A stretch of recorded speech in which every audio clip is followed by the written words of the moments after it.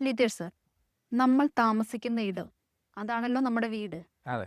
ഈ വീട്ടിലുണ്ടാകുന്ന ശക്തികൾ, അതായത് നമുക്ക് എനർജീസ് എന്നൊക്കെ പറയാം. ഉം. ഇത് നമുക്ക് ചില ചെറിയ കുഴപ്പങ്ങളൊക്കെ ഉണ്ടാക്കാറുണ്ട്. ആ. അതായത് ആ കുഴപ്പങ്ങളിലേക്ക് വരുമ്പോഴാണ് നമ്മളൊരു വാസ്തു പോലുള്ള ആളുകളെയൊക്കെ കാണുന്നത്, വാസ്തു നോക്കുന്ന ആളുകളെ കണ്ടുവരും. ഇതിനുള്ള പരിഹാരങ്ങളൊക്കെ എങ്ങനെയാണ് നമുക്ക് കൃത്യമായി ചെയ്യാൻ സാധിക്കുക? അതായത് വാസ്തു സമ്പ്രദായത്തിലുള്ള ദോഷം ആണ് ഉദ്ദേശിക്കുന്നുണ്ടെങ്കിൽ അത് നമുക്കൊരു എനർജി ബേസ് ആയിട്ട് വരുന്നതല്ല.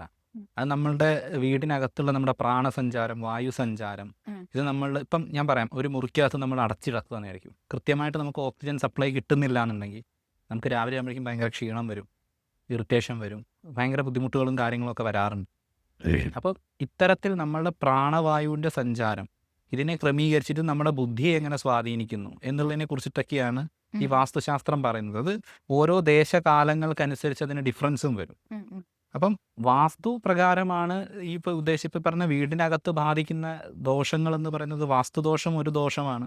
ഇതുപോലെ വാസ്തു അല്ലാതെ വരുന്ന കുറേ വിഷയങ്ങളുണ്ട്. നമുക്ക് സ്ഥല സംബന്ധമായിട്ടുള്ള ചില ദുരിത വിഷയങ്ങൾ, അങ്ങനത്തെ കാര്യങ്ങളുണ്ടെങ്കിൽ, പിന്നെ ഈ പറഞ്ഞ പോലെ വല്ല പ്രേത ദുരിതം, അങ്ങനത്തെ പ്രശ്നങ്ങളുണ്ടെങ്കിൽ, പിന്നെ ആഭിചാര ദോഷങ്ങൾ, ശത്രുദോഷം, അങ്ങനത്തെ കാര്യങ്ങൾ വന്നിട്ടുള്ള സ്ഥലമാണെന്നുണ്ടെങ്കിൽ അത് വാസ്തുവുമായിട്ട് റിലേറ്റഡ് അല്ല.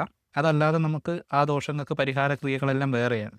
നമുക്ക് എന്ത് വിധത്തിലുള്ള ദോഷങ്ങളാണ് എന്നുള്ളത് നോക്കിയിട്ടാണ് നമ്മൾ ചെയ്യേണ്ടത്.